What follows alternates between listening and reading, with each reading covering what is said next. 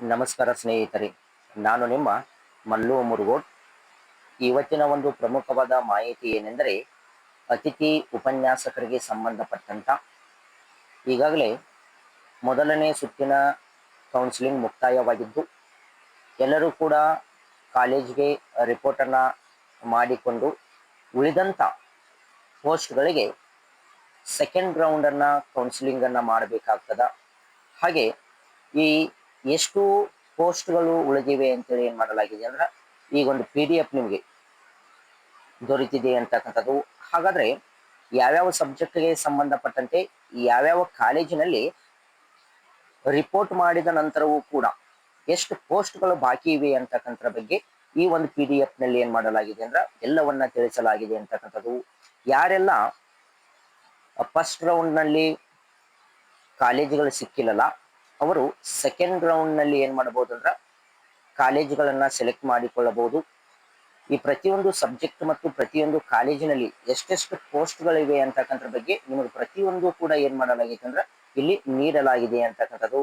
Example ಅಂದ್ರ ನೋಡ್ರಿ, ಈ ಗೌರ್ಮೆಂಟ್ ಫಸ್ಟ್ ಗ್ರೇಡ್ ಕಾಲೇಜ್ ಈ ಬೆಂಗಳೂರದಾಗ ಪೊಲಿಟಿಕಲ್ ಸೈನ್ಸ್ಗೆ ಸಂಬಂಧಪಟ್ಟಂತೆ ಇನ್ನೂ 6 ಎಡಿಷನಲ್ ಗೆಸ್ಟ್ ಫ್ಯಾಕಲ್ಟಿ ಏನಾಗಿದ್ದಾರೆ ಅಂದ್ರೆ ಬೇಕಾಗಿದ್ದಾರೆ ಅಂತಕ್ಕಂಥ ಅಂದ್ರೆ 6 ಜನ ಇನ್ನೂ ಗೆಸ್ಟ್ ಫ್ಯಾಕಲ್ಟಿಗಳನ್ನ ಬೇಕಂತಕ್ಕಂಥದ್ದು.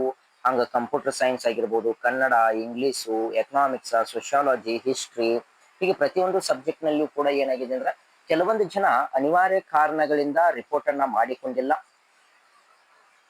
ಹೀಗಾಗಿ ಕೆಲವೊಂದಿಷ್ಟು ಜನ ಕೌನ್ಸಿಲಿಂಗ್ ಸಮಯದಲ್ಲಿ ಅವರು ಆ ಕೌನ್ಸಿಲಿಂಗ್ಗೆ ಅಟೆಂಡ್ ಆಗಿಲ್ಲ ಅಂತಕ್ಕಂಥದ್ದು. ಹೀಗಾಗಿ ಇನ್ನೂ ಬಹಳಷ್ಟು ಪೋಸ್ಟ್ಗಳು ಏನಾಗಿವೆ ಅಂದ್ರೆ ಉಳಿದಿವೆ ಅಂತಕ್ಕಂಥದ್ದು. ಹಾಗಾದ್ರ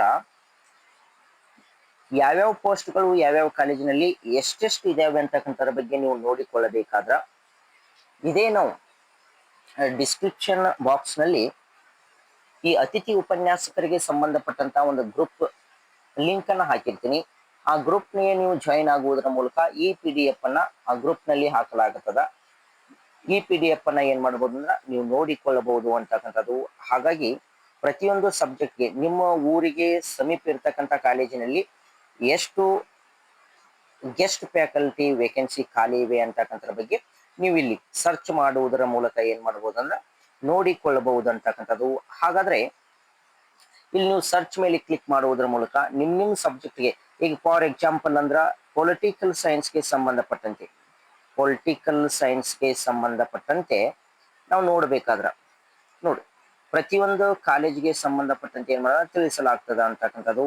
ಹಾಗಾಗಿ ಶಿವಮೊಗ್ಗದಾಗ 1 ಪೋಸ್ಟ್ ಅಂತಕ್ಕಂಥದ್ದು, ಅದರ ಜೊತೆಗೆ ಖಾನಾಪುರದಾಗ 1 ಪೋಸ್ಟು, ಹೀಗೆ ಬಸವನ ಬಾಗೇವಾಡಿ ಡಿಸ್ಟಿಕ್ ನಲ್ಲಿ 1 ಪೋಸ್ಟ್ ಅಂತಕ್ಕಂಥದ್ದು. ಪ್ರತಿಯೊಂದು ಕೂಡ ಕಾರವಾರ ಅಂತಕ್ಕಂಥದ್ದು, ಕಾರವಾರದಲ್ಲಿ 1 ಪೋಸ್ಟ್ ಅಂತಕ್ಕಂಥದ್ದು.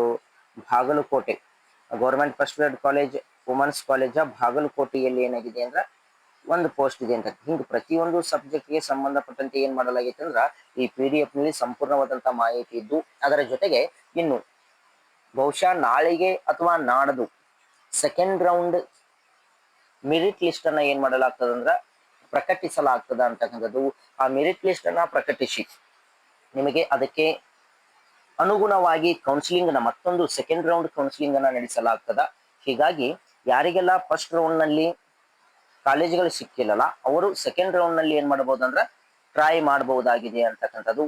ಹಾಗಾಗಿ ಎಲ್ಲರಿಗೂ ಕೂಡ ಒಂದು ಕಾಲೇಜುಗಳು ಸಿಗ್ಲಿ ಅಂತ ಹೇಳ್ತಾ, ಈ ಮಾಹಿತಿ ಇಷ್ಟವಾಗಿದ್ದರೆ ನಮ್ಮ ಚಾನಲ್ ನ ಏನ್ ಮಾಡಿ ಸಬ್ಸ್ಕ್ರೈಬ್ ಮಾಡಿಕೊಳ್ಳಿ ಅಂತ ಹೇಳ್ತಾ ಎಲ್ಲರಿಗೂ ಧನ್ಯವಾದಗಳು.